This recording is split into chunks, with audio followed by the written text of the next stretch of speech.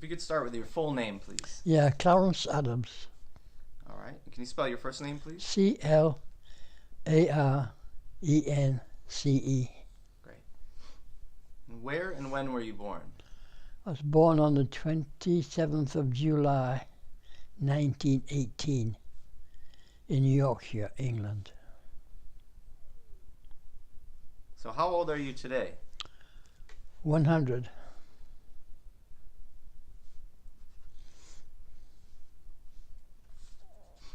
And which branch of the military did you serve with? In the army.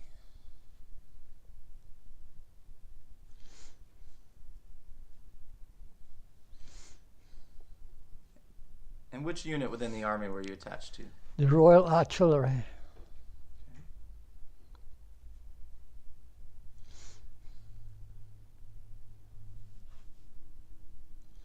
And what was your job within the artillery? I was first. I was trained as a on the searchlights,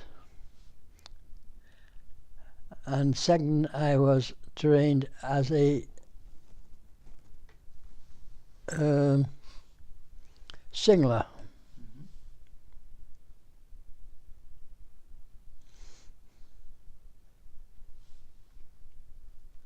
And what years did you serve from and until?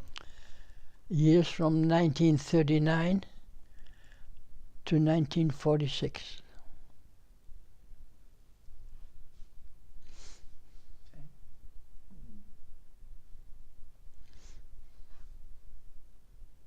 And what was the highest rank that you attained? A gunner, which is a private.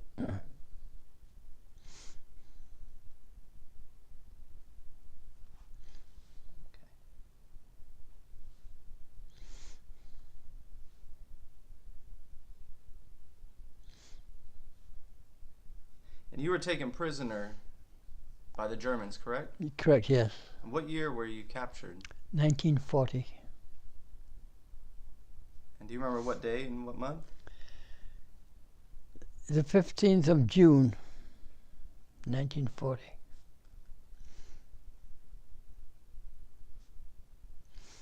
And how long were you prisoner for? 5 years. Almost 5 years.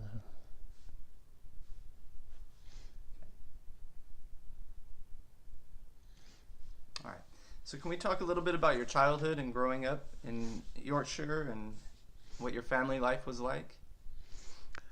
Well, my father was a coal miner, and so we were among the poor in England. That's about it, I guess. What more can we ask? And did you have any siblings growing up? No, not until after the war. Okay. Oh, siblings, brothers and sisters. Yes, sir. I was the youngest of 8. Oh, wow.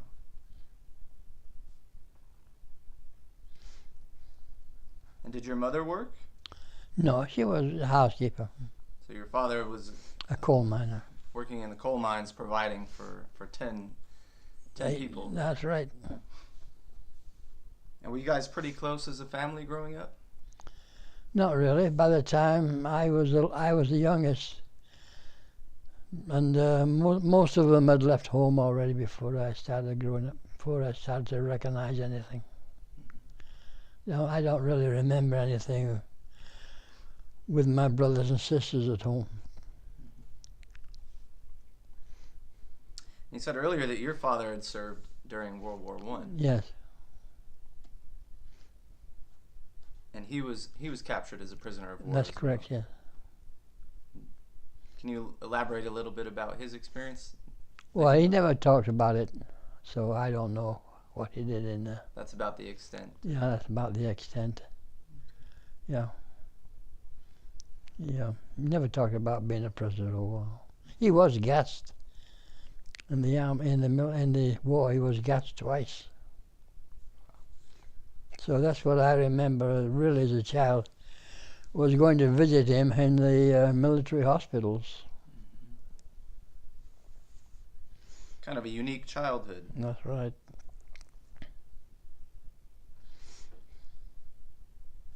And did you have to start working at a young age? I started 2 weeks before my 15th birthday And what were you doing? as an apprentice joiner.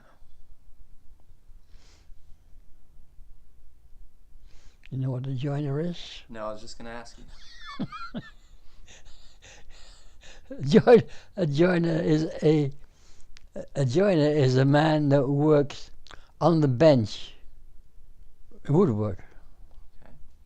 And the man who works outside building the houses, he's a carpenter. So that's the difference in the union in the United States. Mm-hmm. It's the carpenters and joiners and carpenters union. Okay. So they're under the same umbrella. that's right. One works inside building cabinets and windows and doors. We used to build our own doors and our own windows and cabinets and stuff like stairs. We built the stairs too inside on the bench. As a carpenter, I also worked outside sometimes. Do you remember how much you were getting paid at that time? I was getting $1 a day. I was getting 7 shillings a week, which was equal to $1. And had you stopped your schooling at that point? Stopped it? No, that was a leaving age in England. That's when all children left the school. Okay. At that time, I don't know what it is today. Yeah. 15. So how many years did you work as a joiner for? Until the day I left for the army. I was an apprentice. Okay.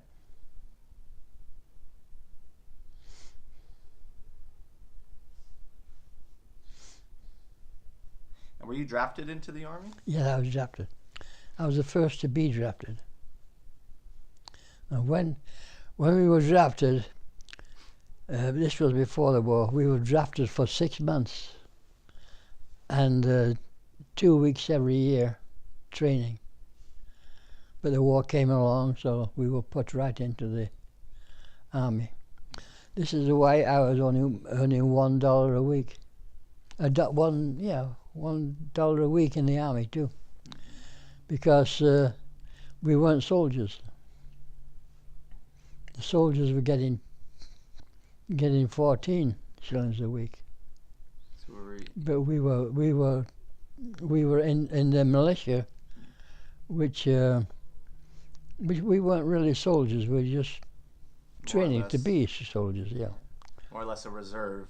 Yeah. In a sense. But when the day war was declared, we became with the regular army. Was that when Germany had invaded Poland? When on the 3rd of September, when Britain declared war. When they declared war in Germany. So do you think you were drafted in anticipation? Oh, absolutely. Yeah. That was the reason. Yeah.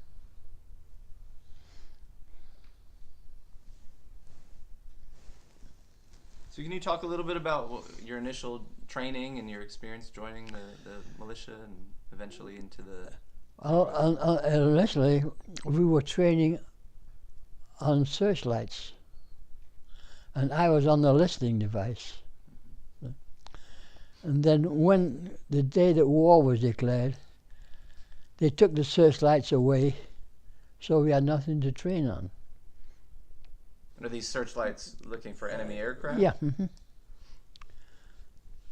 So we had nothing to train on. So they brought in infantry, NCOs, infantry, sergeants and so forth. They gave us infantry training. And I don't know what, I forget the timing, but the month it was. But we were sent to Cardiff in Wales, guarding a balloon barrage from the Irish Republican Army, IRA. So I was there maybe 12 days, guarding the balloon barrage, then back to Oswestry. And then I was sent to Dover Castle, to it was the 34th Signal Training Regiment. and I became a signaller. And then on the last day of February 1940, which was leap year, 29th of February, they shipped us out. I was in Dover Castle, by the way, on the top of the White Cliffs. And they shipped us out from Dover. We went through London, then down to Southampton. We caught a boat, and we landed in Cherbourg, France, on the 3rd of March, 1940. And we stayed in Cherbourg one night, and then we went by train down to Pornichet, which is a few miles north of Saint-Nazaire. I don't know if you know France at all. Not too well. But Saint-Nazaire was the seaboat, the submarine base, and that's where we were, and that was the Royal Artillery base. It was the headquarters for the Royal Artillery, and then I was there a few days, and I was sent out onto a working party in Bigard in Brittany on an ammunition dump, cleaning shells. He cleaned all the dirt off the shells, and then sandpapered any rust off the shells, and then rubbed them down with linseed oil. And I forget the timing on that, how long I was in Bigard, I don't know, I forget. Then I went back to Pornichet, and I was only in Pornichet a few days, and then the whole base camp was moved up to Forges-les-Eaux. And then the Germans broke through the Germans broke through Belgium and Holland on May the 10th, and I was shipped out of. We marched down to the station in Forges-les-Eaux, and we worked down. It was dark when we marched down there, still dark. And then the train didn't pull in until it was dark in the night. Waited there all day. And we boarded the train, and the destination was Arras. But on the way up there, we were bombed constantly. No, we weren't bombed. We were, the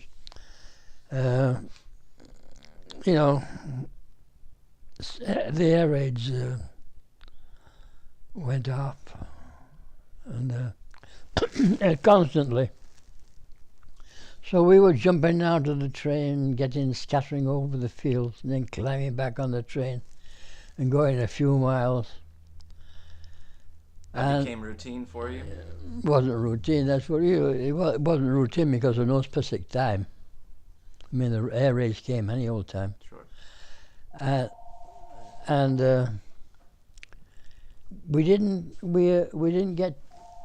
We pulled into Amiens. Do you know Amiens in France? Have you heard of that? It's on the River Somme. And that was on the 20th. So it took 5 days to get from Forges-les-Eaux to Amiens. And when we got to Amiens, almost immediately when we got out of the train, there was an air raid.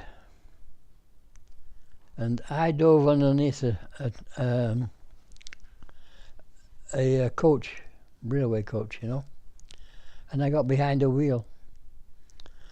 And there was a young artillery officer on the wheel on the other side of the coach. And when he ran, I ran. And a few yards from the coach where I was, There was a regimental sergeant major. I don't know, I forget what regiment he belonged. But he was buried up to his armpits. His arms were still out. And there were 3 officers trying to dig him out with rifle butts. And I stopped and I asked them, I said, "Can I help?" They said, "No, you go."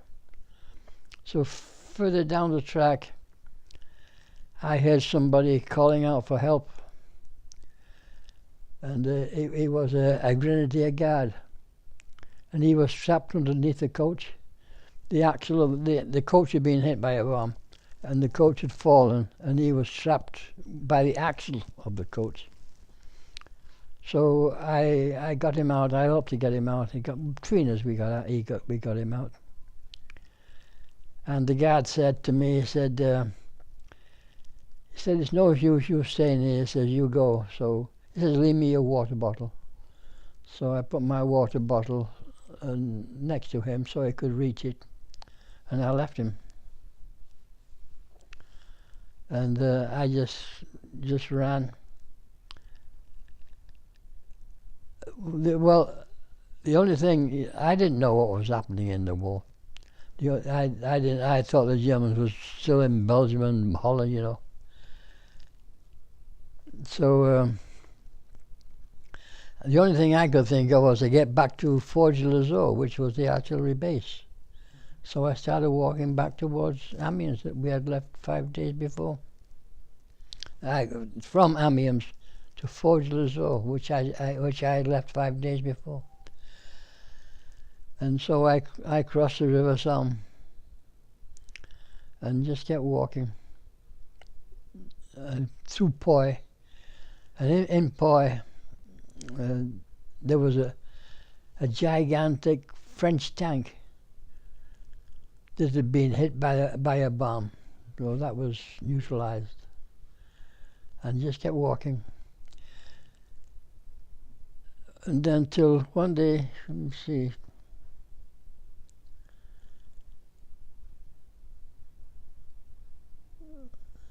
I just kept walking till I got back to Forges-les-Eaux. And are you all by yourself? I'm by myself, yeah. Which it took 5 days. So it took you 5 days by train. And 5 days to walk back. 5 days to walk. Yeah. And when I got back to to Forges, everybody gone. The camp was just evacuated, gone. There wasn't a person around. But all the tents were still standing. All the tents where we had been are still standing. And helping this guard out from underneath the coach, I was blood all the way down. Yeah. So I took a new uniform out of the, where they kept the uniform. What do they call that? Quartermasters. So I took a new uniform, and then I just kept walking. I believe it was south. I don't know where I was walking to. I'd gone past the base where I knew I didn't know anything else, so I just kept walking. And then one day, I don't know how, then I lost count of time. One day I came to a farmhouse, and there were 3 French officers outside, standing around a table with a map on there, looking at a map. So I asked them, I said, where are the British? And they just pointed to where I was going anyhow. Actually, I was walking I didn't know it at the time, but I was walking towards Rouen. And so I just kept walking. And one day, there was a bridge over a stream, and I was walking towards the bridge, and 2 soldiers jumped out of the bushes on either side of the road. The Hall 2 goes there, so I was back with the British. So they took me to a farmhouse, but they didn't take me. They pointed out where to go. I just went and walked to the farmhouse.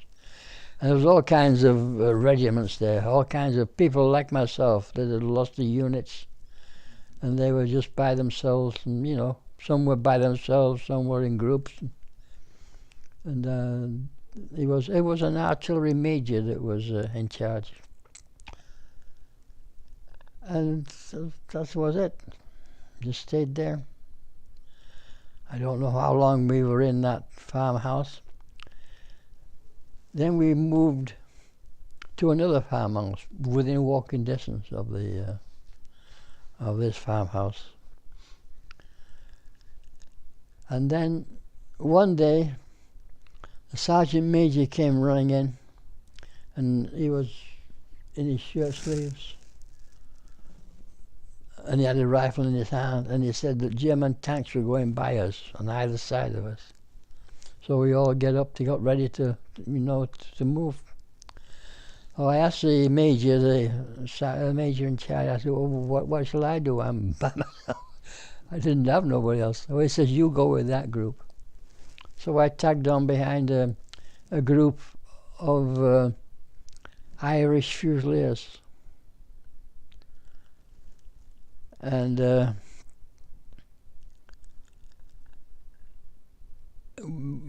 night time, as it was getting dusk, we came to a farmhouse, and the farmhouse was occupied by a group of Royal Engineers. So we moved into the outhouses, and I slept where the cows had been that night. And then the next day, the farmhouse was shelled. So they carried the wounded out into the orchard, running alongside of the house. They laid them underneath the apple trees, and they left them. And then we crossed the road, climbed over a stone wall, and headed towards the woods. And about 3/4 of the way across towards the woods, this was a cornfield, there was poppies growing and everything. About 3/4 of the way over, a machine gun opened up. So we got down and we crawled the rest of the way into the woods. And we stayed there the night. And in the morning, we split up into small groups. In this original group, there was about maybe 50 men, I don't know. The Royal Irish Fusiliers. And in the morning, we split up in small groups. There were 7 men in my group. And one day we were going to cross a road, and we had horses and singing. And we had no way to hide. There was no bushes or anything, so all we could do was lie down in the ditch, running alongside of the road. And the whole troop of cavalry went by, singing their heads off, German cavalry. And then when they're gone, we just kept on again, moving around. And one day, we were walking along a fence, and I was a lead man. I fell back and another man moved up, and there was just one shot, and the bullet hit the lead man in the shoulder, and the bullet went right straight through his shoulder, and didn't seem to be any blood at all. It was surprising, So but that very easily could have been you. yeah, absolutely could have been me. Yeah. Now, did you have any weapon or any way to protect No, yourself? we had no weapon. When I was in the artillery, they took their rifles away from us, and we had no weapons at all. We had no weapon at all. No, never gave us another rifle. So we had nothing. And we dropped down onto the ground, and a Frenchman that lived on the other side of the fence, he crawled out, and between us we cut a hole in the fence, and we crawled through, and we ran into the woods. And that night it rained so hard. We found our way into a barn, up a ladder into the hayloft. And in the morning, the French girl, she brought us boiled eggs, toast and coffee, you know. And we was enjoying ourselves. Then I saw the tip of a bayonet coming up the ladder, followed by a German helmet and head.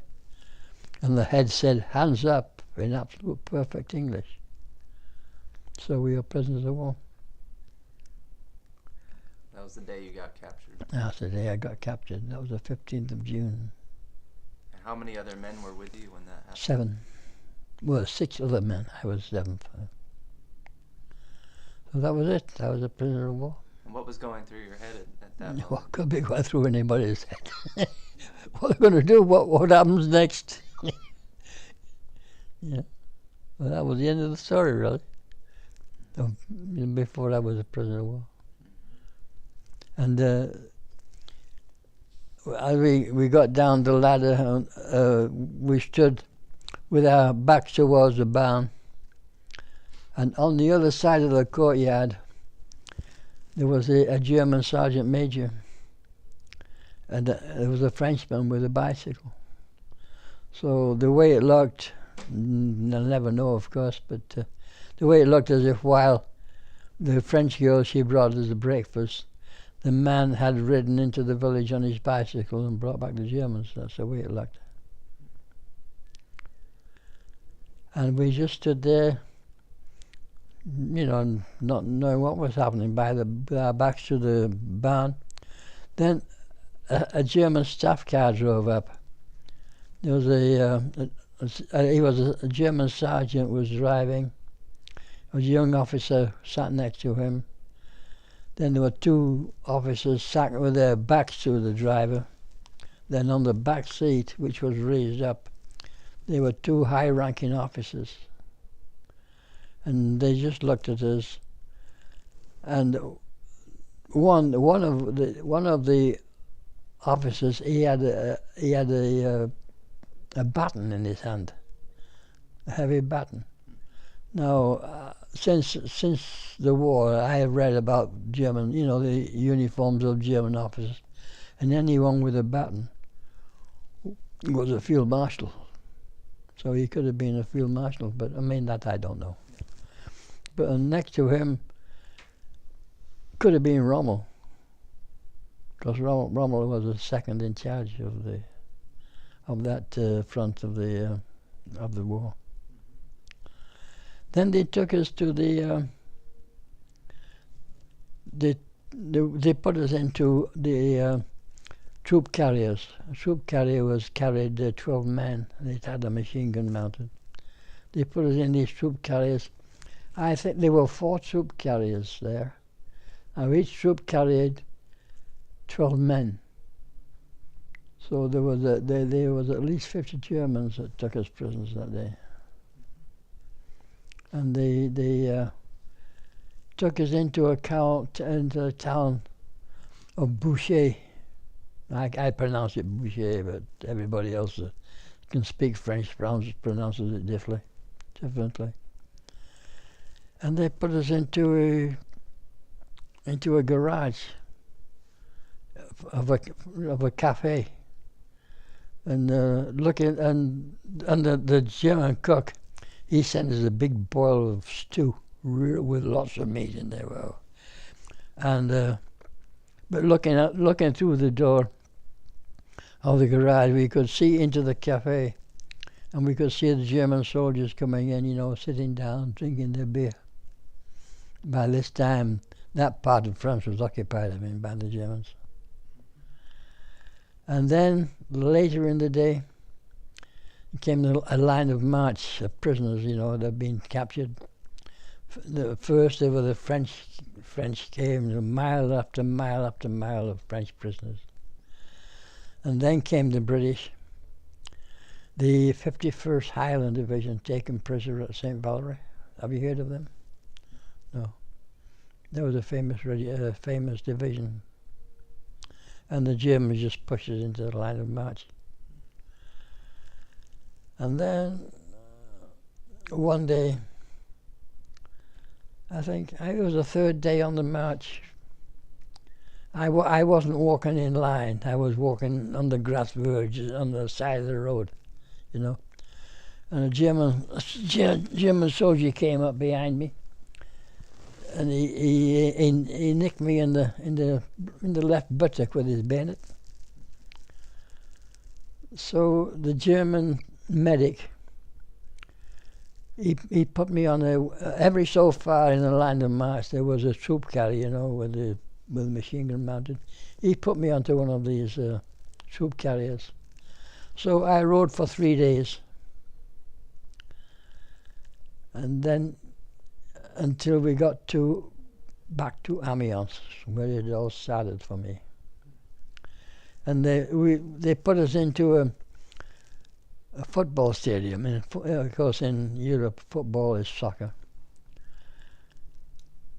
And the French, they had a Red Cross tent set up. So I got the wound seen to. I got a bandage on there. How he got a bandage on, I don't know. Put a big bandage around me. Then he put another bandage around my waist to keep that other bandage in place. You know. So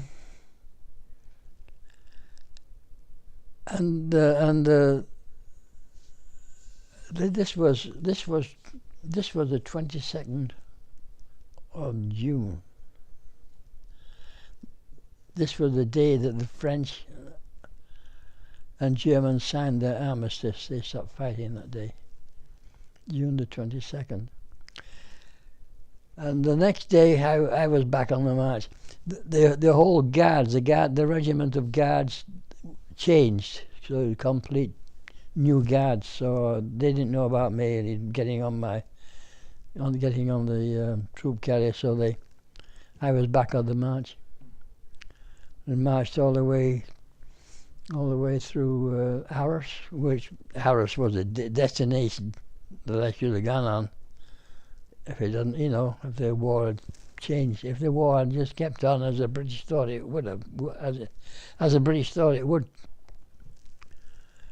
Through Arras, through Armentières, through other towns, through Lille, and then over the Belgian border into Belgium. And we stopped one night in Ghent. Ghent is a big city in Belgium. Have you heard of Ghent? That was where where Benjamin Franklin and John Adams, they signed the peace treaty to end the war of 1812. So stayed there one night. We stayed there. That was in a barracks that had been evacuated. So and the next day we marched to the Dutch border. And the Dutch treated us very good. The Dutch, they brought out food and drinks and everything. So let me ask you, how long was the march to get to Ghent? To get to Ghent, that I don't know. So, well, let me see, it was the 22nd, I can't guess, 22nd. Were you provided food and water? No, not by the Germans. Once in a while they gave us one day I remember they gave us 3 beans, big beans, I don't know where they were. No, we did got nothing from the Germans. And how was your wound? Was it a... Actually, the wound was practically nothing really. Yeah. I was just me. I got through a ride for 3 days, yeah. But it was practically nothing at all. But the medic put me on there on the board, and I didn't walk. I didn't march for 3 days. I was out of the march, so that for me that was good. But the wound was nothing, you know, okay. Not really. So you said you guys arrived in Belgium? And then we went to the Dutch border. And then from the Dutch, from there, we got onto the Dutch trains. The Dutch trains were very small, just miniature trains, and we just on a flat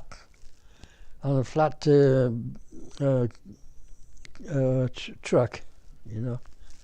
And they put sides on there. We were just stood up there on these trucks like matchsticks, you know, just stood up there, so packed tight together. No room to sit or lay down. No, oh, I got to lay down. Are you kidding? And then they took us down, and I forget the name of the town where they took us. But it was right at the end of the Maas Canal. The Maas, the canal, the River Maas, is a continuation of the Meuse in Belgium and in Belgium and France. And where was I was there, and when we got there, we got off the train. They gave us a round loaf of French bread, and mine was green mouldy. I had just tried to brush the green mould off to eat it, and then they put us on a barge. And we sailed up the Maas Canal. I remember going under the bridge, and over the bridge there was a sign there that said Nimwegen. So we went into the River Rhine, and we sailed up the River Rhine. I believe it was from the time I got on the barge till I got to the town of Wesel. It was 5 days on the barge with this one loaf of bread and a canteen of water with a dipper in there. You could take it out. I don't know. The barge was crowded, you know, with prisoners. It was and we got off the barge in Wesel, and we went into. There were just two big tents set up there, gigantic tents. And there wasn't enough room for me. I couldn't get in there. I slept outside, and it rained one night. We were there. I think we were there either 2 nights or 3 nights. And they took me out on a working party one of those days into the railroad depot, unloading sacks of dehydrated potatoes. Because we stole as much as we could, you know, and we ate them. And that night, those dehydrated potatoes, they began to smell up. Oh, we had stomachs on there. Yeah. And then after about 3 days, we were on the west side of the River Rhine. And the next day, then, I'm not saying the next day, but then they put us onto trains into these cattle trucks that carried horses. What was it, 20 or 40 men or 8 horses? Yeah. They put us onto those trucks. And there was no food. They didn't give us any food. And one day, outside of Hanover, there was an air raid. So they took us off the train and they lined us up alongside of the train. And the air raid siren went off in Hanover. And we saw the searchlights in the sky. We heard 2 planes go over. And way, way, way in the distance, we heard 2 bombs fall. And then we climbed back on the train again. Then we didn't stop again. I'm not saying we didn't stop again. We didn't get off the train again until we got to the village of Lambsdorff in Obersilesia.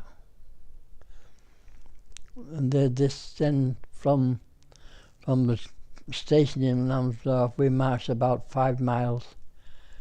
And into Stalag 8B. So in Stargate Bay there we got deloused and cleaned up and everything. They deloused the clothes and everything. It's quite a journey to get there. Pardon? It was quite a journey Oh, it was, to get there. yeah, that's right. All that long march and time on the train and everything. Because Silesia, you know, is right next to Poland. So we went all the way across Europe. And what were those first few days like for you at Stalag? Stalag? Oh, what was it like? Like every other day as a prisoner of war. Well, were you guys there for a long time, or were you moved again? In Stalag B? Yeah. How much time did you spend? I don't know. I forget how long I was in Stalag B. I don't know. It wasn't too long. A few days, 10 days maybe, I don't know. Okay. And then the Germans came in and they just surrounded 55 men. This was a working party. And they marched us back down into Lambsdorff. And actually, Stalag B got the name of Lambsdorff amongst the prisoners. We never said Stalag B, we always said Lambsdorff, because Lambsdorff was a station next to where we, went. And they put us on regular trains in Lambsdorff. Regular, passenger trains, passenger coaches. And we rode all the way up, and all the way along the River Oder. And we went through some of the big towns there, Frankfurt am Oder. Anyway, a lot of big towns there. Until we got to the town of Ratibor. No, we didn't get to the town of Ratibor. Well, what happened? We stopped on the level crossing of the road, and they took us off there. And then we walked, I don't know, maybe 2-3 miles into the village of Ratibor Hammer, and they put us into what was a tavern. It was a small farm, and it was a tavern, a public house, I guess. And one of the rooms of this tavern had been. There was 55 men on this work party. Had been separated by rough boards, just separated, and we had one section of this room for our billets. And then the next day, they marched us out along the stream, and our job was on the irrigation.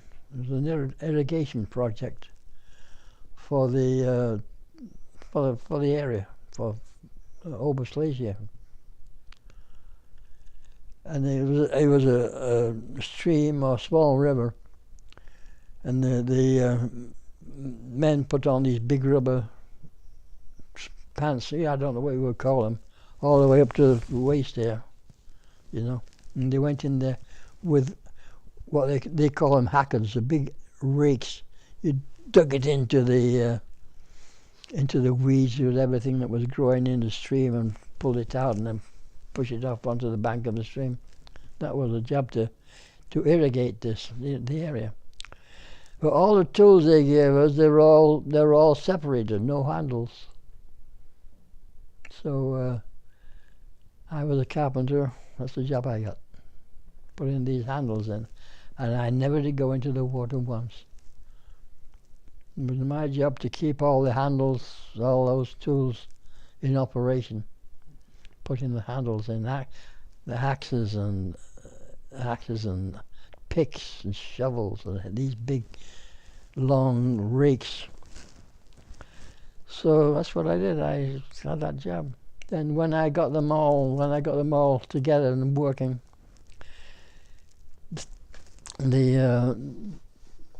after the next day, they left me on the farm. and said, you can help the farmer. And he had a lot of wagons there that needed repairs, so I just scrounged the wood off the farm and did whatever repairs I could on the trucks and wagons that he had. And once in a while I went out to the working party out there. I took the food out there for them in a wagon, and pulled the wagon out there with a big milk carton, with a big milk can, with the soup in there. And I took it out for the men on the river. And then we worked there. This went on until the winter time. It got the ground froze and the river froze. The water froze. Couldn't work on there. So they put us to work in an iron foundry in the village. And they put me to work on a machine. And in this foundry, they were making all stuff for the railways. They made the axles, where they had these big furnaces with the big hammers coming down. And they would make that, and they also made telephone equipment for the telephone wires and everything. And they gave me you see those things, the insulators on top for the electric wires. I was doing that. All I was doing was grinding off the ends, the rough ends. They came out of the machine. They cut them on the machine, and they was all rough. And I do put them into the machine, and just ground off all those edges. That's all I did. Did that all winter. And then when it came spring, it was the same thing over again, back onto the river. And where were you, during that winter? Where were you guys? Was in this billet on the tavern.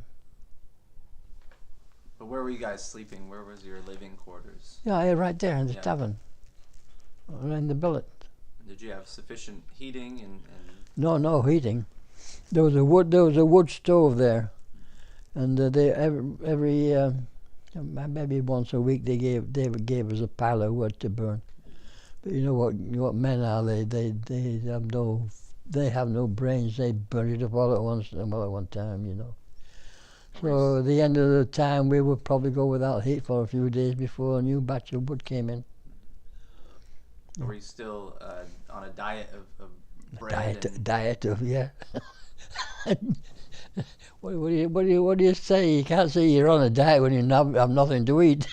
No, I mean, but what you were fed or given to eat was still just bread and soup? Yeah, just bread and soup. The ration was one loaf of bread between 6 men. Was that a daily ration? Daily ration, which wasn't enough to live on. No. But one day I took the soup out there, and the guard was coming back with a guard, and he says when you get back, he says there's packages waiting for you from the Red Cross. So we got 4 packages all at once that day. Big day, And the best thing of all, in every package was a bar of soap. You could finally get a decent wash. You'd gone a long time without being able to bathe and No, clean. we had nothing to bathe on. All we had was one spigot coming out of the wall, and that was it. So 50 men. There was 55 men went in there, but by the time we left, there was 55 men that had gone back to Stalag, sick. They got ulcers on the leg from the lice and everything. Anyway, we got this soap and 50 cigarettes for each package. So the men had loads of cigarettes, and I never smoked in my life, and I never smoked one of them. And And well, that's about it then. On that part of the that was it. Then on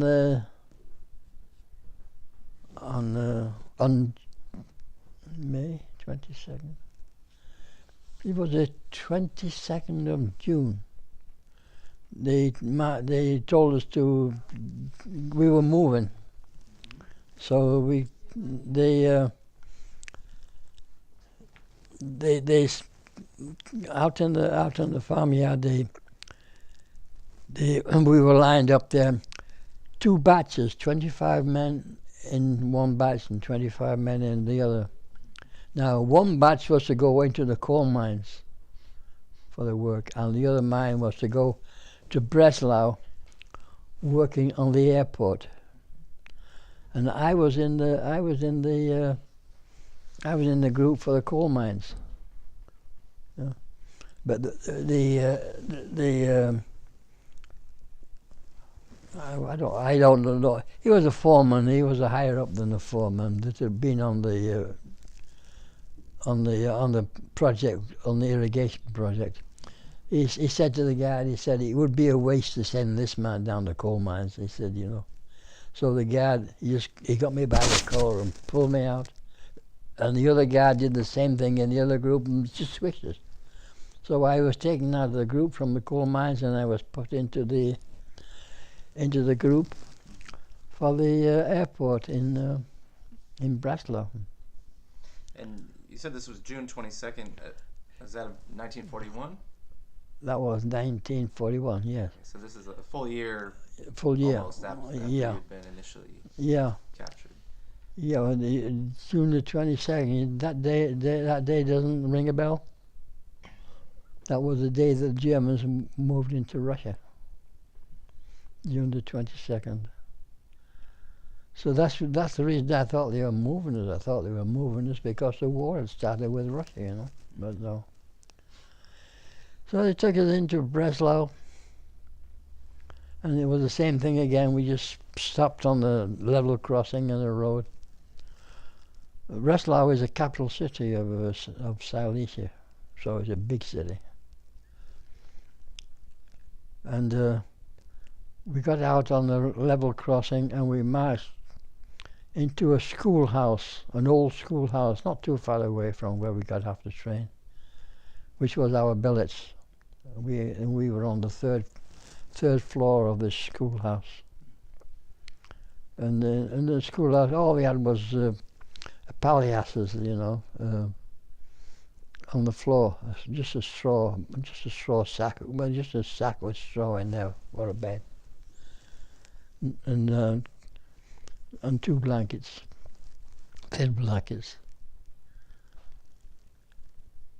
And then next day they marched us into the airport, and the job in the airport was we were building, the Germans, they were building a camouflage airport a few miles from the actual airport, you know, so to attract the bombs onto a, and all we were doing was just putting up 2 walls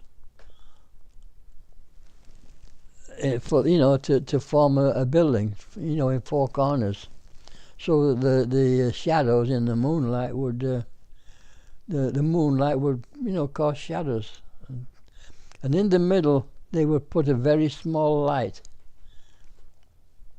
under a glass frame with a small light underneath to attract the planes.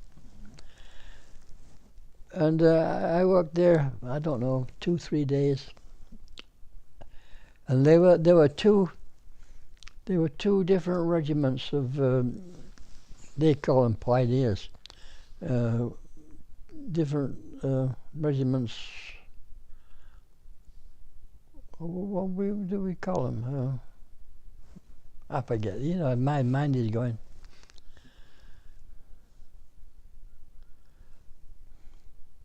Anyway, one was Austrian, and one regiment was from Saxony, and the group from Saxony, there was so much difference between these 2 regiments, you know. the Austrians, they tried to prove themselves to be better Germans than the Germans themselves, you know. So they were rough to work for. Yeah, and the prisoners, all the prisoners were doing was carrying the lumber for the Germans, you know, to work for. And one day and I don't know, one day they didn't take me into the onto the under the camouflage aerodrome. They left me at a shed right in the middle of the airport by myself. And then later in the day, there came a lieutenant in the SA. He was in his uniform, and he went into his office and he got changed into work clothes. He was the engineer for doing the project for the camouflage aerodrome. And he took me into this shed, and he drew and in this shed there was a table saw and tools, a hammer and saw, hand saws and stuff. And I don't know how he got to know that I was a carpenter. Maybe one of the guards told him or something. And he drew a drawing, and he drew a sketch of what he wanted to do. He wanted toolboxes to be made, two. And I made two that day, the first day, 2 toolboxes. And what he did with them, I don't know. I made these toolboxes, and I put them outside of the shed, outside of the door. And next morning they'd gone, so what he was doing with these toolboxes, I don't know. Anyway, I did 2 the first day, and that's what I did every day. I just made these 2 toolboxes. And every day he came in, after he'd taken his uniform off, he came in, and he'd say whatever he had to say. Then he gave me 2 cigarettes. You know. And so this is in my own mind, that he wasn't making these toolboxes not for the company. He was, for himself, he was either selling them or doing something with them, I don't know. That was my feeling, what he was doing with them. Otherwise, if it had been regular work, you know, he wouldn't have given me 2 cigarettes. And that's what I did and then, I don't know how long we were there. I forget how long we were there. We were there until this camouflage aerodrome was finished, you know. And then they took us back into Stalag 8B. And they took us by a regular coach again. You know, this was a pleasant trip I was driving through Germany on a regular coach. Looking through the windows, seeing the Germans go, seeing the people, and and even the kids waved at us as we went by. Yeah. So then I was in the Stalag, I don't know, I forget time. Time has gone by so long that I forget. So then one day the guards came in again, rounded up 155 men. Sent it for a new working party. So they marched us down onto the level crossing, and marched us down to Lambsdorff again, to the station in the village. And they put us on regular trains again. And then we went to a place called Waldenburg. And then we got off the train. We got off the train in Waldenburg. We got off at the station in Waldenburg. And then we marched to a glass factory, making glass, which was what we did. And now this was much better than anything we had had before. We were billeted in a big. Well, he had the meeting room, or it was a meeting room and dance room and everything, and it was heated too for the winter. And once again, they pulled me out of the line, and I was taken into the Tischlerei, which was a joiner's shop. So we had a bench. So they gave me the job of 1 second, sir. yeah. Now these wooden shoes, everybody that carried glass in the factory, they had to wear these wooden shoes. The reason for that was if a piece of glass fell on the feet, it would, it would break the shoe, but wouldn't hurt the foot. So they gave me the job of repairing these shoes. So what I did on the bandsaw, I cut the bottom off the shoes, and then stuck a piece of wood on there, and then reshaped the shoe to be the same as it was, And that's what I did. I don't know how long I did that. Then one day, they brought a man in. He was a Luxembourger. Now this man, he had two nieces working in the main office. I don't know what they did in the main office as secretaries or something. But he had two nieces. They brought this man. He was the uncle of the two nieces, of the two girls. And they gave him the job, which was the easiest job in the factory. Anyway, it just happened to be mine. So I lost that job. So the foreman, he put me to work with a German carpenter, and our job was to make sure that all the blackouts in the factory were working. You know, the blackouts for the air raids.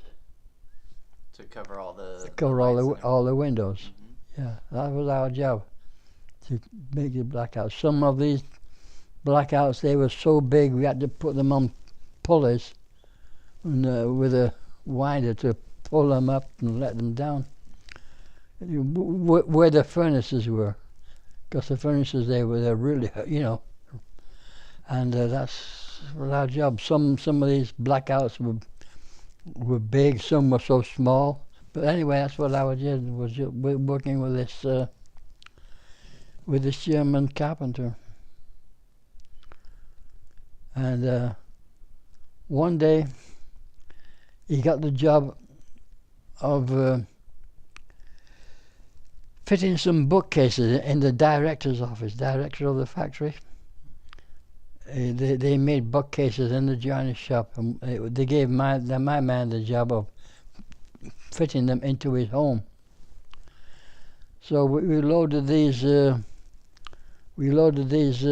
bookcases onto a cart, a flat cart, and pushed it up to where the director lived.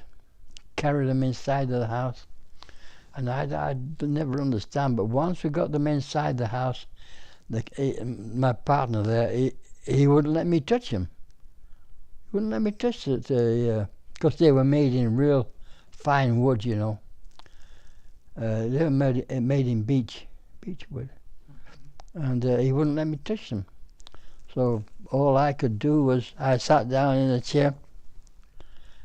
And the library, half of the books in the library were in English. So I read the autobiography of Austin Chamberlain. I don't know if you heard of Chamberlain's name. Yeah, Neville Chamberlain. You never heard his name? Not familiar, no. No? Well, Neville Chamberlain was a man. He was the Prime Minister of England at the time of the war. And he wasn't doing a good job, so they put Churchill in his place. But Neville Chamberlain, one of his, I don't know, uncles or something, he was pro-German. Anyway, there was his autobiography in this on the shelves, bookshelves, and I read that while he was fitting the bookcases in there. I believe it lasted 3 days. And the director, he had 2 Dutch maids working for him. And the Dutch maids, they brought me cookies and coffee, real coffee. The Germans weren't drinking coffee, they were drinking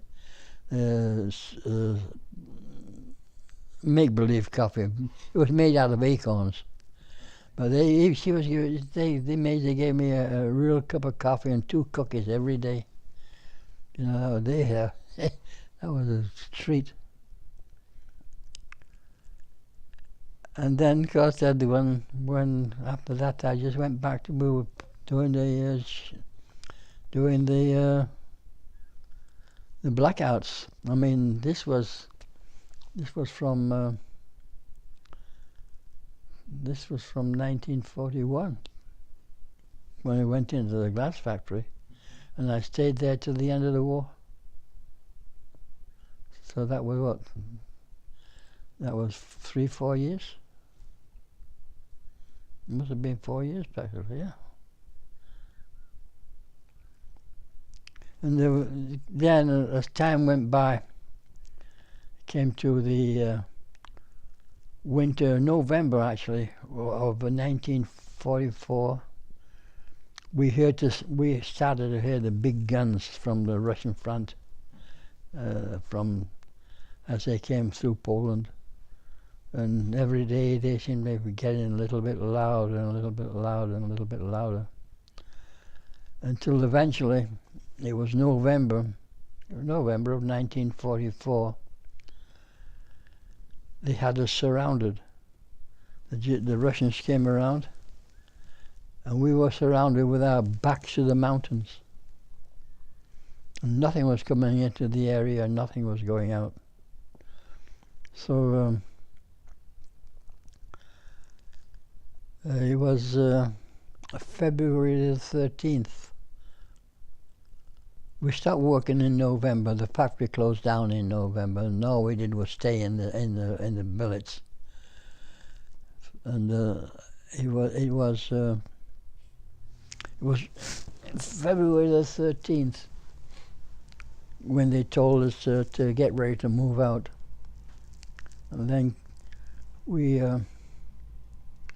started a mount over the mountains, over the Carpathian Mountains, way high, and in the snow. And one night, first night we stopped in a coal mine. The French had been working there. French prisoners had been working on this coal mine. So we stopped there for the night. And here we got the lice back again. You know, we hadn't had lice for 3.5 years.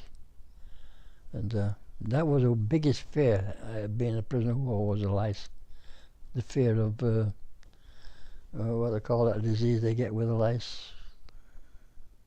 Typhus. The fear of typhus. And the first night we stayed in this coal mine, and the second night it was way high, way up on the top of the mountain, and we stayed in a church, and it was colder in the church than it was outside.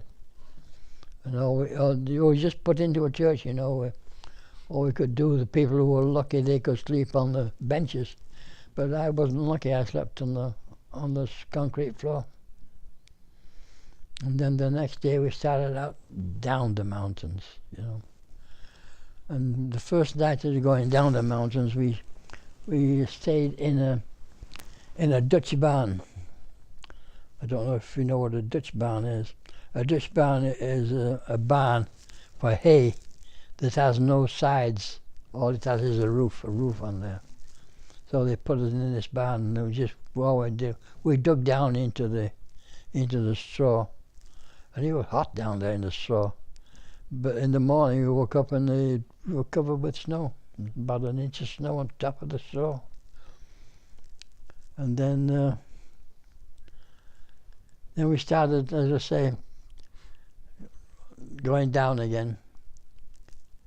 And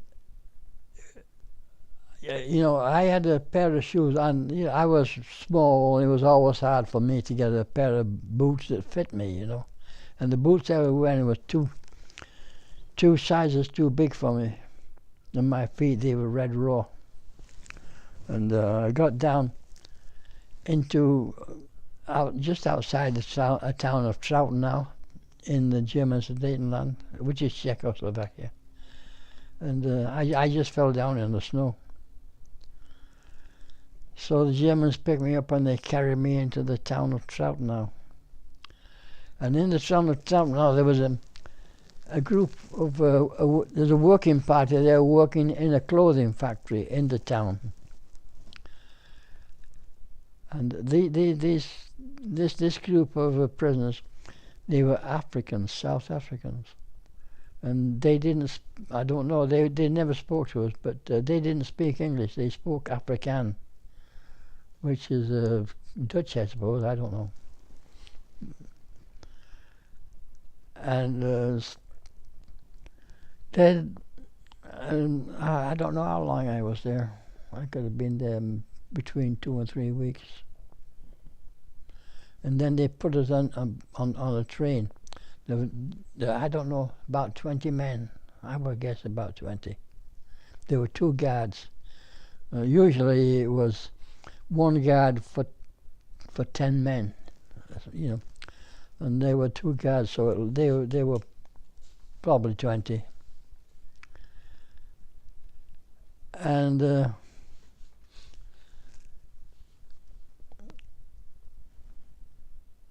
as I say, this coach, it had been cleaned out.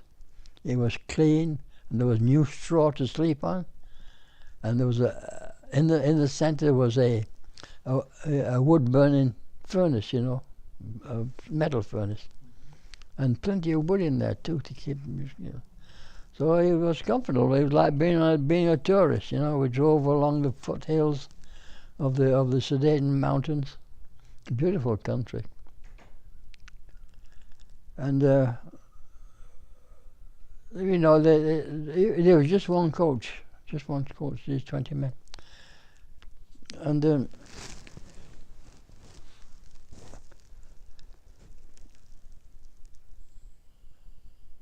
let's see, well, and as we got into Germany, no, before we got into Germany, we stopped just outside Prague. And they shoved us off on a siding, put it on a siding, you know. And we stayed just outside Prague, looking down on the city of Prague for 3 days. Well, 3 days, 2 nights we were there. And then we you know, started on again on our journey. When we got back into Germany, you know, things changed in Germany. The Germans, they were soldiers again. You know, they were more strict, and we ran out of food. And we were out of food completely. So were the guards. So the guards went out one of the guards went out to find some food. And evidently they got food. He got food somewhere from some German garrison, I guess. And there was a working party. There must have been a working party, because I don't know, I didn't say it, of American prisoners. So he brought back one American prisoner. He was a sergeant. And this was the first American soldier that I saw during the war. And the American sergeant, he just looked at us. We weren't allowed to speak to him, and he couldn't speak to us. He just looked at us, and then he went away. And then evidently he sent us back food. It wasn't much food, but he sent us food, which was, you know, at that time we were absolutely desolate. No food whatsoever. And then when we started out again, and we went to, the next time I got off the train was in Nuremberg. And in Nuremberg, we got off the train, got out of the train there, and just got onto the street and looked around. There wasn't one building that hadn't been hit, hadn't been damaged somehow by bombs. And then we marched until we went to the Zeppelin field. Yeah, have you heard of Zeppelin field? That's where all the Germans had their big rallies before the war.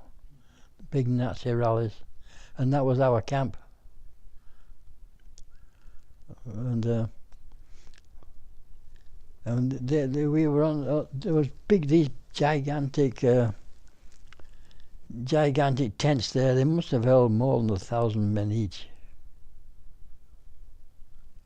And we were the first there to get in, so we spread ourselves out, plenty of room between us, Then they started bringing other prisoners in, some British, when I say British, I'm talking about Commonwealth, Australians, New Zealanders, Canadians, and Americans.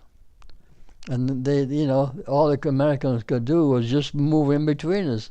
So we might get 2 Englishmen with 3 Americans between them, So they started filling up the space. In the And I forget how long we were in. I forget how long we were in Nuremberg. But they brought the prisoners in that had been evacuated from Stalag Luft 3. The airmen.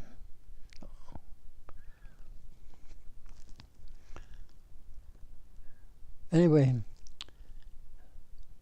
in Nuremberg, I made friends with a Serbian officer. He could speak English, and I used to sit on one side of the fence, and he would sit on the other, and we would talk to one another.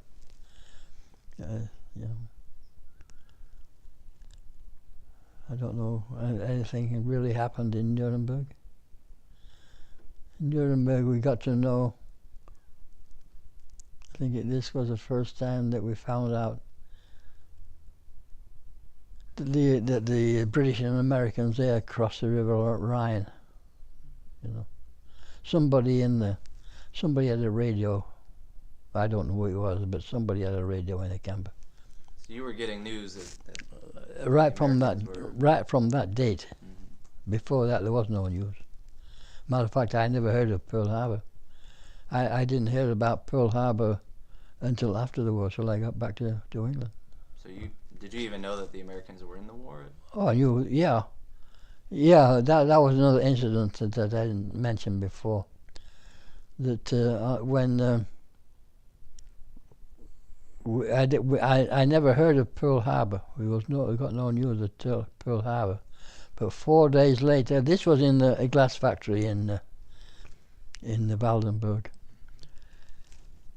About 4 days later, of course, Germany declared war on the United States. That we heard.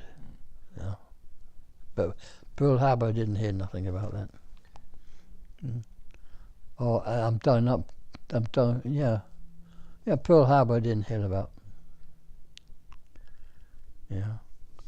So in Nuremberg, nothing really happened in Nuremberg. There were just thousands and thousands of prisoners there. Russians, there were thousands and thousands of Russians there. They seemed to be crowded in there so tight they couldn't move. And of course, every prisoner had no hair. The first thing they did when they got us into Stalag was take off the hair. Cut it all off? All the way off the body. Yeah. And so there were these millions of Russians. You looked out there and there was all these shining heads. Was that to help prevent from lice? From lice, from diseases, yeah. And then it was April the 10th. It was April the 10th. Yeah, April the 10th. That they moved us. That we moved out of. No, it was not the 12th, 10th. It was the 12th of April. They moved us out of Nuremberg, back on the march again. And The next morning, we moved out as it was getting dark. So that would be on the 11th of April that we moved out. And on the 12th, which was the next day, there was a front page of a newspaper that was passed around. I don't know where the newspaper came from. And on the front it said, the first of the devils are dead. And this, of course, was Roosevelt. So we moved out of Nuremberg the same day that Roosevelt died. And back on the march. All we gave us, they gave us one Red Cross parcel for food. Germans didn't give us any, just one Red Cross parcel for food. And we on the first day we walked along the autobahn, the German autobahn, and after that they took us off onto the side roads. But I remember crossing the Danube River. I believe the name of the town was Neustadt, over the Danube. It's kind of vague, and it's a long time ago. That I seem to remember two towns, Neustadt and Neuschloss, and they were both two cities over the River Danube. So I don't know. This is in my mind, you know. But we could have only crossed one of those towns, over the Danube. And one day we stopped in a barn. They put us into a barn, and usually every morning on the march, a motorcycle drove up, probably to give the instructions to the guards as to where we would go the next day. But this day, no motorcycle came, and we just stayed there in the barn. And then a pole that was working for the people on the farm, he told us that American tanks were going by on both sides of us, you know. So he said. So we were liberated. But the guys didn't come out of the farmhouse. They were in the farm building, and they didn't come out. And then a jeep came down the road, and with an American lieutenant, and the sergeant sat next to him, then two privates in the back seat of the jeep. And he stopped, and he had a camera, and this was a beautiful camera, you know, and he was showing us this camera, he was showing everybody, make believe he was taking pictures, you know, and everything. It was great, you know. And then he put the camera in the jeep, and, you know, talking to the men and everything. Then when he went back to get to the jeep, somebody had stolen the camera. Oh, wow, was he mad. He was so mad, I thought he was going to shoot everybody. Anyway, he drove away. Never got his camera back? No, he didn't get the camera back. And nobody dared laugh at it. That was funny. Yeah. Anyway, and then in later in the day, an American soldier came by, and he was from another group, and he had a British prisoner of war with him, and they went to the farmhouse and they took the guards, you know, and I can't understand that guy, because there were 6 guards, you know, and each one had a rifle. So these two men, they carried these 6 rifles, and the American, he had his own rifle. There were 7 rifles they were carrying between them.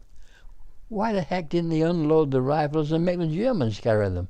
You know, I can't understand. I never understood why they went out staggering out with all these rifles. And when it was getting starting late in the afternoon, and we were getting tired, so we all decided to get back on the march without the gas. We marched. We were about maybe, we could have been 5 miles from the town of Moosburg. And we got out and we marched into Moosburg. And as we were marching into Moosburg, a jeep came by, and the Americans said, "That's General Patton." The Americans that were with us, they knew General Patton. I didn't know him. They said, "That's General Patton." They knew. So we saw General Patton as he drove out of Moosburg. Yeah. And we moved into Moosburg, and in Moosburg there was a stalag, as it told you in that book. You may remember there was a stalag there. We went to the stalag, but they wouldn't let us in. There was a tank out front, an American tank, and they wouldn't let us in. So we had to find our own places to sleep that night. So we went knocking on doors, and we found a place, an old German couple let us into the place, and we moved in. Then later that night, the Americans knocked on the door, looking for places to sleep. But we were already there. I'm talking about Americans, not prisoners. Yeah. They're the ones that had invaded the place, wouldn't let them in. They were mad because they couldn't get in. So the next day, this old couple, they had a son, and evidently the son had been killed in France in 1940. So, so that was our liberation. And the next day, the Americans rounded all the prisoners up, and they put us into a factory. The factory had been making shells, the casings for shells and the casing for bombs. They put it into this factory, and they locked the gates, put the gates to, and locked the gates and put guards on there, so we couldn't get out. So I made a bed on top of two big bombs, big gigantic for the airplanes, and I made a bed on two of them that were put together in between them. And we stayed there. I don't know how long we stayed. A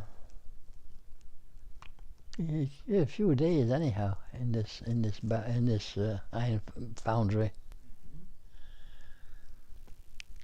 And then one day they told us to get ready and move out, and they took us to onto a parking lot. And they pumped us with yellow stuff for lice. What they call that stuff, I forget the name. Anyway, they was delousing, and they pumped us with that stuff, and it was yellow. All our clothes were yellow. Yeah. Oh, yeah. Yeah, well, I forgot something in between. When we were liberated, and we were in this foundry, they gave us, they brought in uniforms, that we could pick out what we wanted. And I took pants, American pants, and American shirts, and American vests, and underpants. But I couldn't bring myself to wear one of those American jackets, So I kept my old British battle dress jacket. And then on this parking lot, then we were waiting for transportation, but the transportation never came. So they just marched us back into the factory again. The next day it was the same thing again. They pumped us with yellow stuff again the next day. But this time they came the trucks, and they took us away in these trucks, and God, they were these black drivers, and they drove so. You know, in Europe during the war, they made all the roads. They were made one way. You could only go one way on the road, or coming back was on another road. So there was trucks there. These two trucks, they were side by side, going down there as fast as they could go. You know, and you know, on the trucks they had these wooden siding that was on there, so that the men standing up wouldn't fall out. And these trucks, the siding, they were touching. Oh boy, I was just about as scared as I'd ever been in my whole life. And they took us into the town of Regensburg, onto the airport, and they let us out on the landing field where the planes landed, and they counted us out, 29 men. And this is what these Dakota planes that they carry, 29. You know, the parachutists, they carry the parachute, 29 parachutists. So, and a plane came in, and it came right close to us, you know. And a man got out, a black man. He said, "This is it, boys." He says, "Before you get in," he says, we've got to unload this plane." We did 5-gallon cans of gasoline, and they were stacked up in the plane. So we got in there and we unloaded this plane there, you know. Then we got in the plane and sat down waiting. And the pilot came up, and he says, "What are you doing in this plane?" He says, "I'm not going out today." This guy got to unload his plane. Yeah. So he says, "I'll tell you what," he says, "I'll make sure that you're on the next plane that goes out of here." Which was right. We were on the next plane that left that airport. And we went and we landed quite close to the Eiffel Tower in France, in Paris. And they took us into the town into Paris, and we were put us into the big hotels, you know, hotels, you know, posh hotels. Because they cleaned all the hotels out, and maybe the Germans had done it, because they were, the beds that they were there, they were 3 high, you know, and 4, and they slept. That would be what, 2 beds, 6 beds for one for one block of beds. So they could have been built by the Germans for their troops before, you know. But that's what we slept on that night. And the next day was VE Day. So they had a march through Paris, and I tell you, there were more Russian flags, Soviet flags, than there were British and American combined, you know. That was it. And for food, we had to find. They told us to go to the American PX. You know, the American PX. They says just go into the American PXs and they'll give you food. And the American PX was quite away from from where we were in the centre of Paris. So we had to take the underground. I don't know whether metro, you know, subway or whatever they were. And I remember we went down the escalator to the bottom, and there was a Frenchman, and he was stoned. He was drunk, and he was trying to climb up the escalator that was going down. And I don't know whether he did it on purpose to get a laugh or not, but everybody see a Frenchman trying to climb up the escalator that was going down. That was so funny. But we found the PX, and we got that's where we ate, in the American PXs in Paris. And we went back there twice, because, you know. And then it was night time. It was dusk. It was way into night time. They told us to get ready, and they marched us out to the Gare du Nord, the railway station in Paris, and they took us to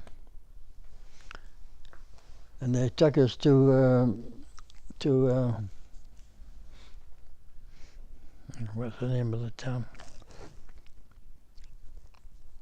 Anyway, what they took us to was Camp Lucky Strike. Camp Lucky Strike was where they were taking the Americans back to the United States, you know, where they what they call. Anyway, that's what they're there for. And on the opposite side, on the other side, there was Camp. I was in Camp Lucky Strike on the other side of the river. It was Camp. What's the other name of the French cigarettes?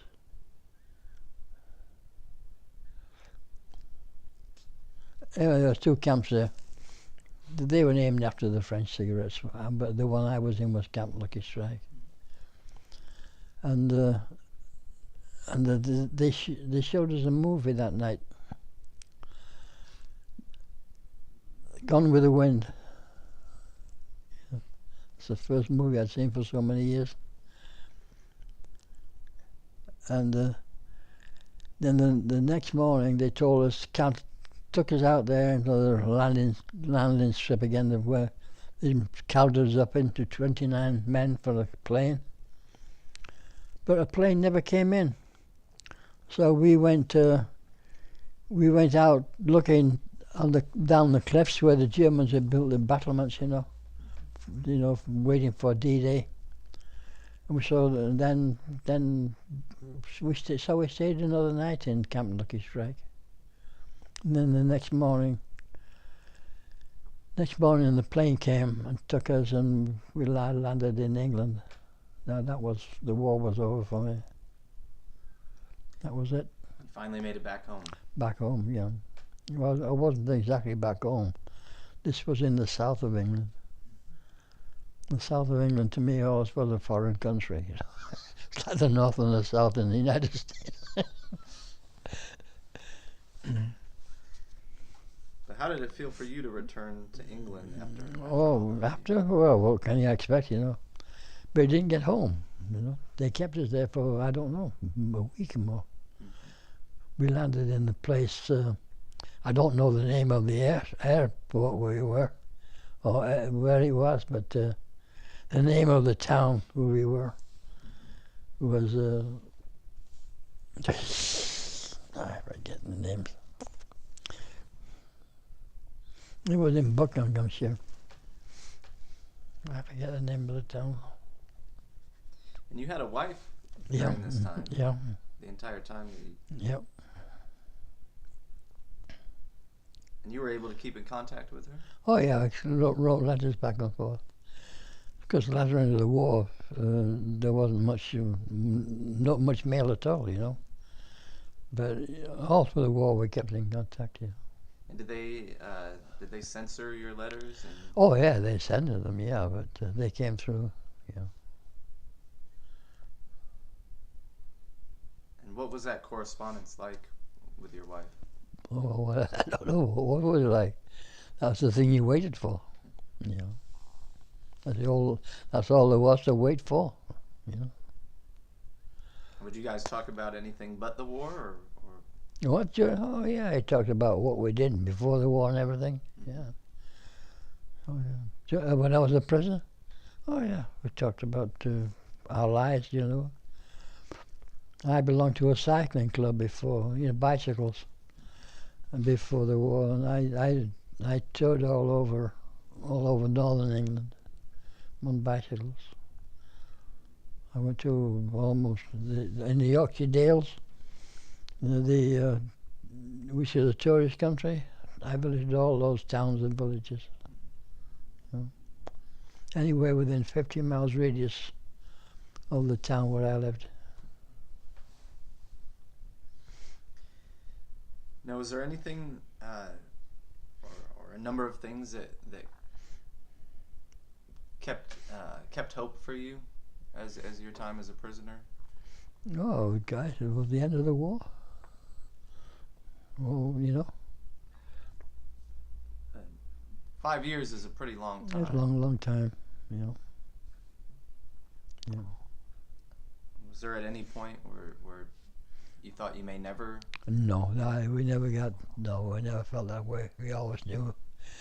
See, we had the Red Cross, the Red Cross fed us, so there was always hope. If it had been, if we had been left with the Germans, or the Germans on the food they gave us, we would never have survived 5 years. Couldn't have lived on that food. At any point, did you think about escaping or trying to escape? But escaping, we thought about it all the time. But what was the use? We were way out, which was Poland. It's Poland today. We were way out in Poland. You got to get all the way across Europe, then across the sea. If we had been in Europe, maybe but England is you get across the land, you still got to get across the sea too. No. Well, some people escaped half-heartedly. They escaped. Some were brought back. Some came back themselves. They got tired of being out there. All we had to wear was we had the British uniforms. All the Germans gave us overalls to work in the factory, So we would have been seen right away. I couldn't see it, and I never anybody who really tried to escape seriously. There never was any organisation or anything like that to. There wasn't much use to it, even if you had. No, what can you do? We're way over in Poland, and.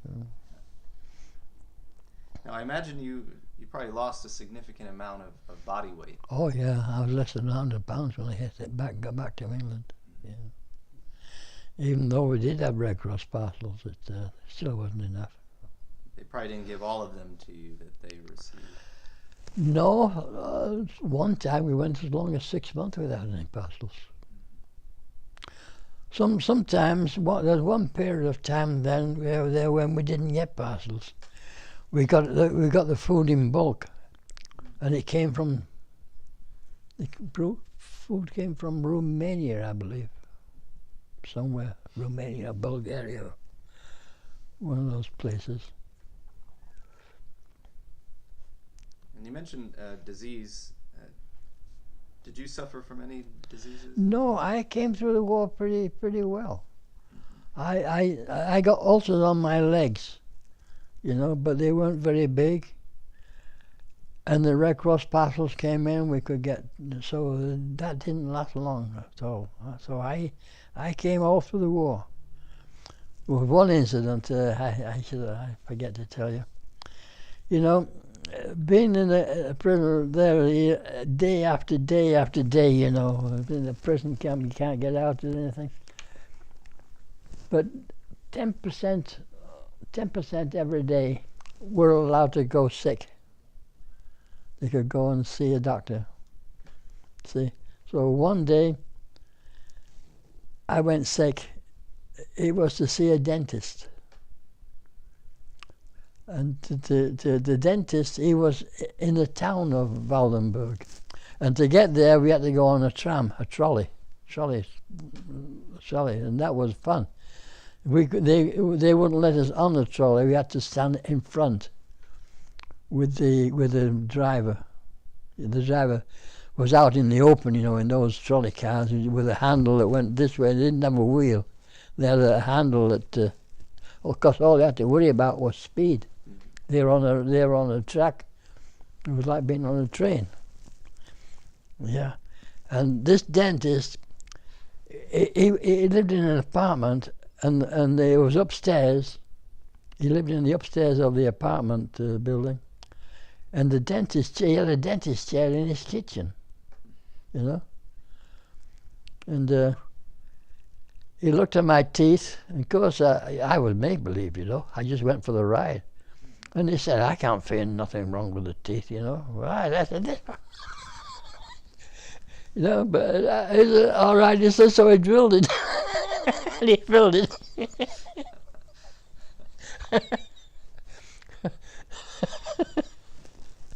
Yeah. Yeah, but the dentist, he was upstairs in his apartment in the kitchen. So you got a filling just to... Yeah, I got a filling there. And I felt a lot about that filling. I used to boast about it, you know. I showed everybody my teeth I got filled in Germany. So I had it taken out in Greenwich, Connecticut. Something went wrong with it. Came back to bite you later. Yeah. Now, during the time you spent as a prisoner of war, was there any propaganda that you experienced from the Germans that they were trying to break you down mentally? No. Then they needed us for work, you know. As a matter of fact, I got to like the Germans. I had the man I worked for was more like a father to me than, because he'd been in the First World War himself, you know, and he knew what it was all about. So he was like a father to me. And he gave me a few of those pictures I have in the album there. Yeah. His name was Ernst Nieps. But he was good. He would let me walk off. I could walk off and come back in half an hour or so. He wouldn't worry about it. When I say walk off, it was just walk around the factory. You know.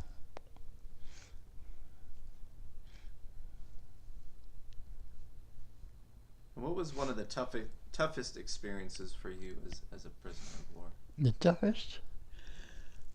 Well, the toughest was from November 1944.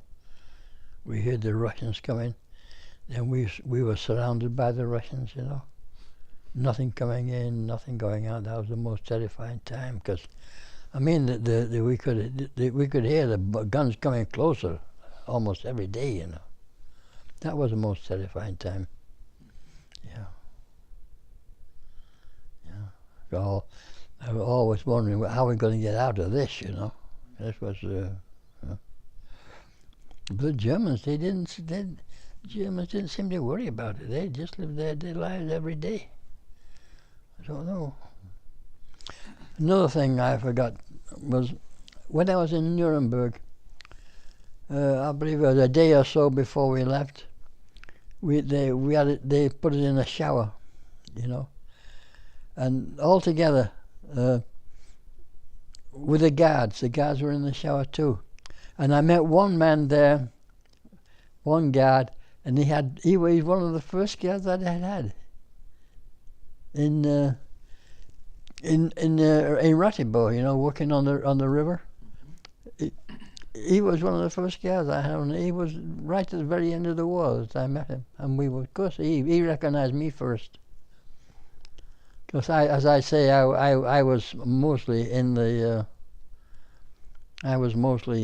back on the farm. I was more on the farm than I was out on the river working. So I knew the guards, you know, every day. Mixed with them and everything, talked to them. Matter of fact, the foreman of the where we were working, he was a superintendent. He was higher than the foreman, you know. He didn't work or anything himself. He bought a new bicycle, and he gave me the job. Every day he came down to the tavern. He got drunk. He got so drunk he couldn't ride his bicycle home. But he gave me the job of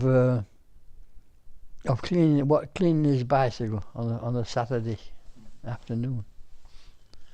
So, and he gave me 10 pfennigs. That's the lowest denomination in the German monetary system.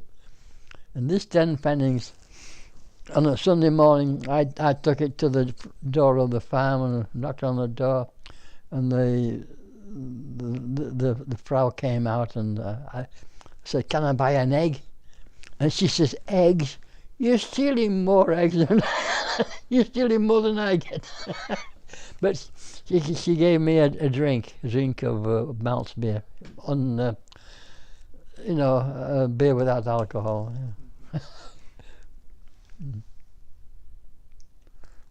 Yeah. So going through the experiences that you did, what are you most grateful for today? Well, I'm grateful I'm alive. That's all it. Yeah. I could not see the end. I could not see coming through the war alive. At various times of, I couldn't see coming through alive with it. Yeah. And I know you mentioned, as you, how do I want to say this? While you were a prisoner of war, you didn't know what was going on in the rest of the world for the most part. Well, I don't know. We knew pretty much what was going on. We had there was a few men in the glass factory, which was pro-English. They were communists actually. They were anti-Nazi, and they listened to the radios. Listening to the foreign broadcast was against the law. But there was a few men that listened to the radio. They gave us hints as to what was happening. During the African War, we knew what was going on pretty good. Mm-hmm. Was there anything that you learned about after your liberation, after you returned home, that you didn't know before?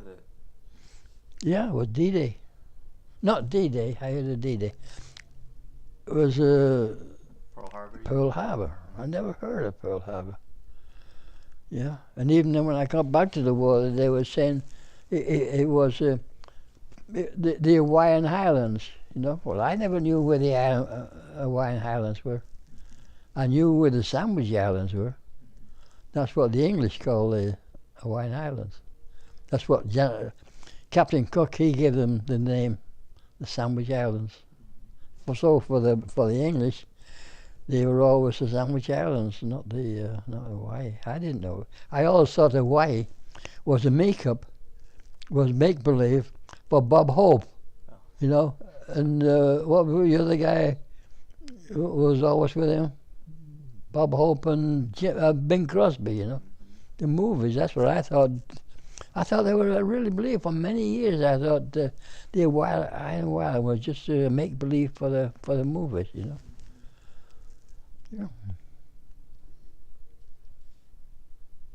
So do you remember the day that you saw your wife again for the first time? Yeah, I saw, yeah. He was in Bradford, near my mother's home. Yeah. And how was that for you? Oh, well, that was it. I was there after 5 years with you, Then she died. She died in 2002, right here in Highland. And this house was only half built when she died. So she never lived there, and never lived in this house. See, the house next door, my daughter lives there. See, and I own that one too. So this was 1 acre of land when I bought it. And then when my wife got sick, and I was up in Santa Barbara, it's hard to take care of her. She had cancer. She had lung cancer and everything. I decided to come down here, and I had the land, so I split this lot and started to build a house. It was about half finished when she died in 2002. You guys had moved to the U.S. in 1949? 1949. It was just the two of you? Did you have any children at that point? Yeah, I brought my daughter. Just came in. Mm-hmm. She was my oldest daughter. She was born in England. Yes, my youngest daughter was born in Greenwich, Connecticut. Yeah, so I came out to California with my wife and 2 children. That was an experience coming out here. How so? We sold it. I built a house in Connecticut, and we sold it and sold all the furniture, whatever we had, and all we had was a station wagon and a U-Haul on the back, you know. And it came all the way out here to Flagstaff. You know, we stayed in Flagstaff one night, and then coming down that hill from Flagstaff into California. One of the wheels on the U-Haul broke. It was, well, the tire burst first, and then the wheel, it started to wobble too. And my wife and kids, they decided they didn't want to get in the. They were scared to get back in the station wagon. You know, says if you don't get back in the station, we die out here in the desert. You know? So anyway, got them back in there and drove all the way back into Needles. Now we were up there in Flagstaff on about 3 inches or 4 inches of snow, and we came down here into Needles, and it was so hot. Yeah, but that was a scary time coming down that hill into Needles with a broken wheel on the U-Haul. You know, yeah, that was scary. And what did you do for work once you settled in California? And I went back to work as a carpenter. Where else was there? Then in 1960, I don't know, 1964 or 5, I came to California in 1962. In 1964 or 5, I got a contractor's license, and I started building houses. And I built 8 homes in Santa Barbara. I built 3 in Ventura, and then I built this one. So I built 13 homes in the United States altogether. And then I did other work, of course, as a contractor. Yeah.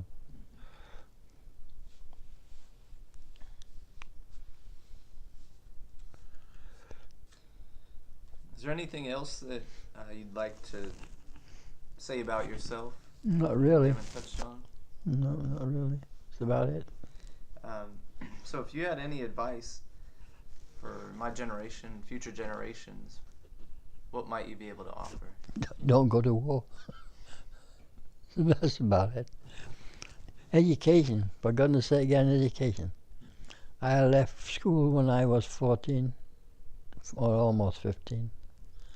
And not having an education, that holds you down, that holds you back, you know. I mean, I think I could have made more of myself if I had got a better education. I mean, I was an apprentice carpenter, and that's all I did, you know. I did get a real estate license at one time, but I wasn't very good at selling things, so I made a few mistakes there. I got a real estate license, and I bought a share in the company, in a real estate company, and that went down, that went broke, so I was out, $2,000 or so went on that. $2,000 and $2,000 meant more than just a day. Yeah. Any tips on making it to 100 years old? Keep breathing. You gotta keep breathing. If you don't keep breathing, you've had it, man. You're gone. That's all I said. I never drank, and I never drank. The only time I drank is if somebody bought it. I never really drank, and I never smoked a cigarette in my life. Now, as a prisoner of war, we got these Red Cross parcels. Now, with every parcel, there came 50 cigarettes. You know. And on top of that, the local newspaper sent me cigarettes. 50 cents, 50 cigarettes. They didn't come all the time, but they sent cigarettes. So cigarettes, I was a millionaire with cigarettes. See all those pictures in the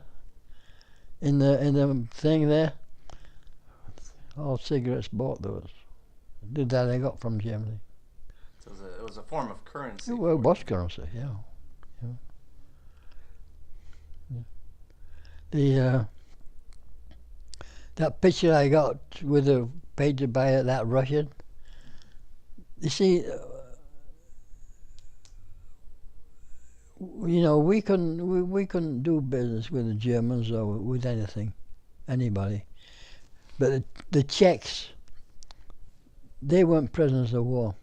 Any Czech that worked in Germany was a volunteer, because Germany was an occupied country. It wasn't like Poland. Poland was just taken over as made part of Germany.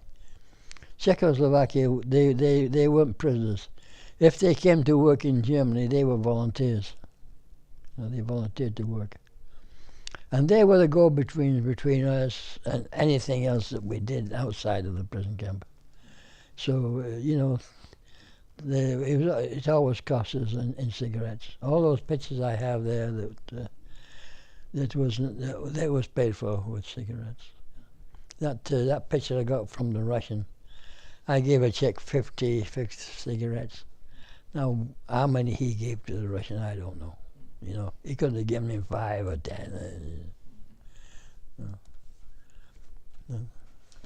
I want to thank you very much for sitting down and sharing your experiences with me. Okay.